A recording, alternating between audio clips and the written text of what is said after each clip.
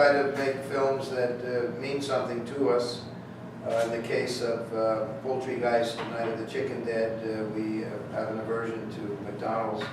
So that movie was an anti-fast food movie, so it had some interesting subtext. Fast food is destroying the American youth, making them obese, destroys the countryside with the horrible-looking structures. It's horrible for the animals. It's awful in every way, although recently, thanks to Poultrygeist, Night of the Chicken Dead, McDonald's seems to be putting in some salad. Maybe we'll all be loving it.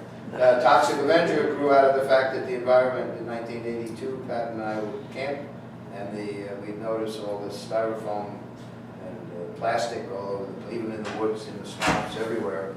And we were led to, by newsletters that I get, to the notion that there were toxic waste dumps ticking away like time bombs all over the world. And that kind of launched us with Toxic Avenger. The original class of Nuke High was inspired by the fact that a nuclear power plant was being built right next door to the most densely populated area of the United States, namely New York City, except the greed didn't stop with getting a contract to make lots of money to make the nuclear power plant. They were using substandard steel and materials and drunken labor, and luckily the nuclear power plant never got completed. Well, traditionally, we've been very interactive with our fans, right from the start. And I've gone to a lot of the theaters that play our movies for the 40 years. Our actors go out and reach out. My books, I've done book signings so I can talk to the fans and listen to them.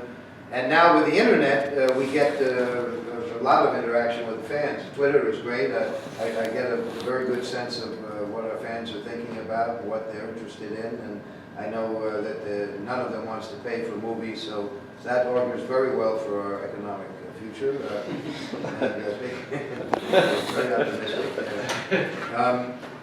So YouTube is great, and the internet is probably the main reason that Troma still exists, because we can communicate with our fans can communicate with us, and up until now there has been something called net neutrality on the internet, which refers to the open internet, meaning that the internet is the last democratic medium. So the Mayfair Cinema's website and Troma's website and Disney are all equal. If we put something up there that's interesting to people, they'll show up. They'll look at it. My Make Your Own Damn Movie book, which came out a few years ago, I was against digital because it didn't look good. I think it's come to the point now where it looks even better than 35 millimeter.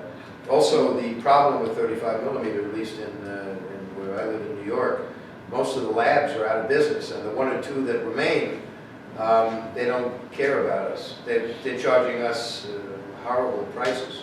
So we can't even, I don't think we can afford 35 millimeter anymore. Even though the equipment for 35 millimeter is less expensive than the Ariflex Alexa that I used on Return to Nuke High. If I shoot 35, I could probably have 3 cameras because they're old and nobody wants them. And so I can have 3 cameras. But on Return to Nuke High, I only had 1 camera because it was so expensive. The Museum of Modern Art recently played Return to Nuke High, and they were astounded at how good it was. 35 millimeters don't often look as good, partly because there's so many steps along the way to getting it rendered, to getting it the answer print and the labs, and the labs are lost. A lot of the labs do not have the technicians they used to have, especially for independent and low-budget movies. So I think we're better off now with the things like the Alexa. Aesthetically, I think real locations are great because they can become a character. In Return to Nuke High, the school itself, which is kind of the primary location in the movie, it's a character. We picked a school that was built in the 60s, and it's a real, it's a temple to learning. I know American schools now are built more like cages. This has steps going up, and you're going up. I mean, it's beautiful. It's a beautiful school, and we were able to get it because it was empty. And in Poultry Guy's Night of the Chicken Dead, we got an abandoned McDonald's, and we remade it into our own fast food establishment, the American Chicken Bunker, and the locations they're like actors, and it's also. I worked on Rocky. Imagine Rocky without the real locations. You couldn't fake it. The producers had originally wanted to film Rocky and fake it in Los Angeles instead of being in Philadelphia, for which Rocky was written for Philadelphia. And all the great stuff in Rocky, not all of it, but much of it is him running up the steps of the museum and all that stuff. You couldn't do that in Los Angeles. Or if you want to film in a bakery, you can build a set, sure, but a real bakery with the patina and the age on it or whatever, it's real. And especially Troma movies, because our movies are very unbelievable. And so we can have one foot in reality and then have the other foot in craziness, and then the third foot in something that is slightly entertaining. I guess a three-footed freak, of course. But the having one foot in reality will help the audience to accept the craziness. And a lot of people don't get that. They'll pick locations that have just white walls. They go to a room and okay, this is going to be the warehouse, and it's just white walls. At least put some art direction in. Or if you're going to fake a location. If you've got one major location like this room, and you can't get the other rooms of this organization, and you've got to shoot in some other location, find some props that will tie into, take a couple of these tables or this thing, or something that ties into the main location. With the case of Return to Nuke High, we shot a lot of the special effects and action scenes outside the school because we didn't need the 80 people on our crew standing around picking their noses while we're filming some little worm crawling around. So we filmed a little worm in the Troma building, nowhere near that school, but we put little props around that reflect the school posters and things that you saw in the school when we were filming principal photography. The news is that you can make movies for nothing. My wife has got this tiny little camera. You can literally keep the door shut. Oh, no, are you filming it? Oh, yeah, I'm filming everything. I didn't know it was on. You can literally, look how small it is, and it's broadcast quality. Crank. Anybody see Crank or Crank 2? Crank 2 was shot with those things.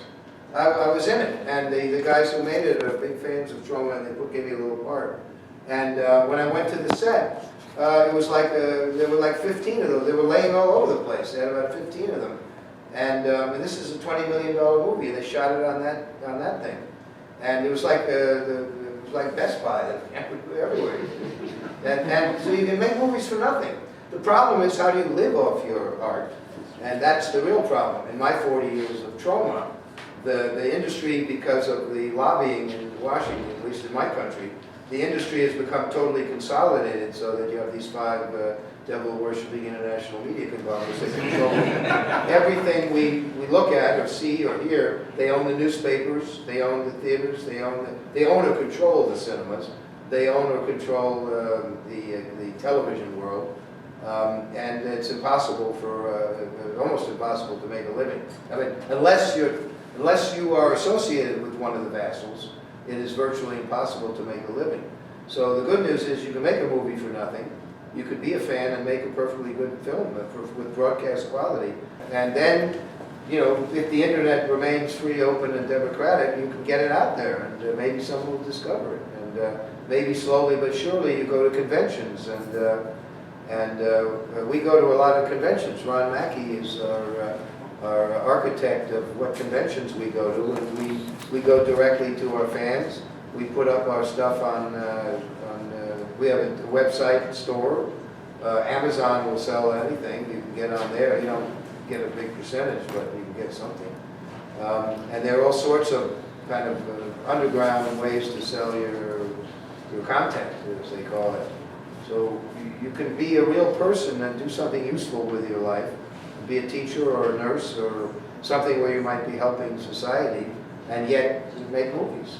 You don't have to drive one of those parking lot vehicles at Disney or